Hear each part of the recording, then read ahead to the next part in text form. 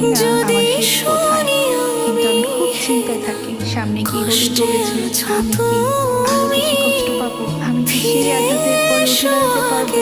না মালিক, তুমি সহায় আছো, না রহম, তোমার এই